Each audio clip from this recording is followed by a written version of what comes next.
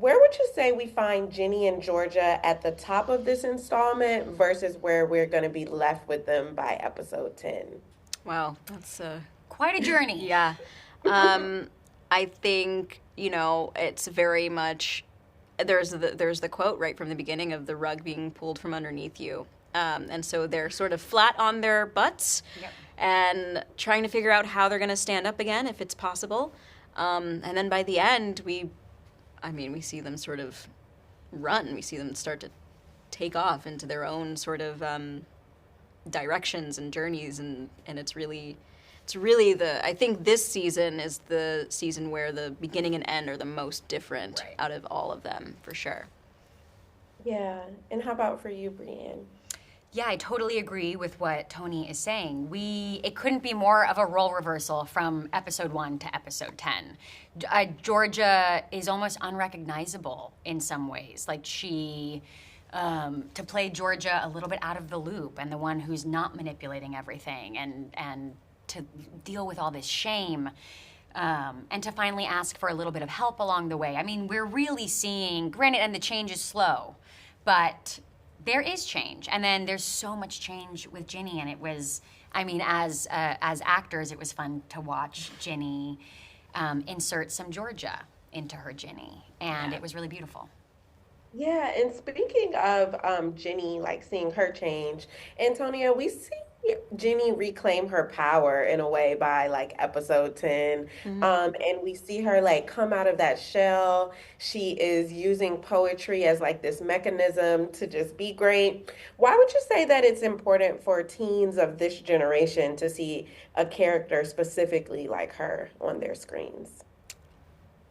That's a good question. I think one thing that I've always stood by with the character of Ginny is just how raw and vulnerable she is, and how her mistakes are shown and her triumphs are shown, and all of these sort of messy intricacies of being a human being, and especially being a teenager, are shown through this character. And there's so much pressure for teens today to sort of already begin to curate their lives for whether it be social media or, the greater public, to sort of curate a version of themselves that might not be authentic to them, because it fits into a certain ideal or something that just is maybe far from the truth, but in order to feel accepted, they sort of mold themselves into something that they aren't.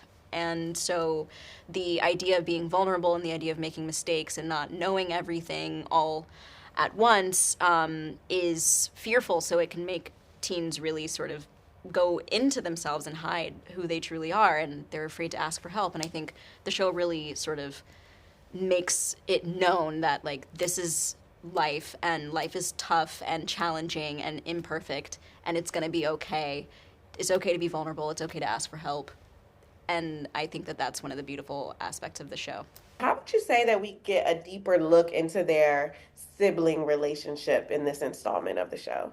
Yeah, I think that's always been a great dynamic of the show. I think it's a lot of fun to get to play, fun siblings and kind of have that energy between us. But I think in season 3, you get to see a much more nuanced version of them where they're helping each other out. Marcus is kind of rejecting that help, but Max is so desperate to give him that support, which is a really fun thing to play. But also, even on the, Ginny front, I feel like there's a deep understanding of, like, if it did come down to Ginny and Marcus, Max would choose Marcus. And Max would always be Marcus's number one. And I think Max is probably Marcus's number one. Yeah, for sure. Yeah.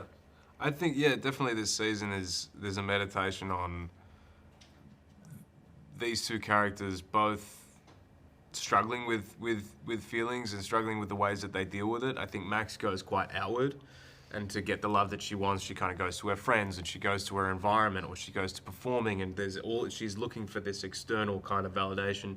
And Marcus is too, and I think he goes in the opposite direction. He goes internally, and he tries to deal with it without dealing with anyone around him. So it's kind of these two opposing fields, but both trying to get with a similar intention. Both two sides of the same coin, mate. I've been saying that too much. But it's true. It's such a fun, like, push and pull yin and yang with these characters that I think always allows us to come back to each other and always allows us to play with that dynamic and kind of stretch it and see where we can take it. Yeah, I love that. And I love that you mentioned feelings because Sarah, Maxine has such big feelings, which makes me feel really seen as a Right? fan. Especially when she goes on her rants. I was like, oh my gosh, like, was I like this as a teen girl? I mean, I'm like that now. But still, there's almost like a noticeable shift in how she seemingly tries to shrink her emotions by like that last episode in this season. So can you talk to me about that journey for her and or like what you hope a key takeaway teen girls get from watching a character like Max? I think the best thing about Max is that she is so out there and that she fully accepts herself.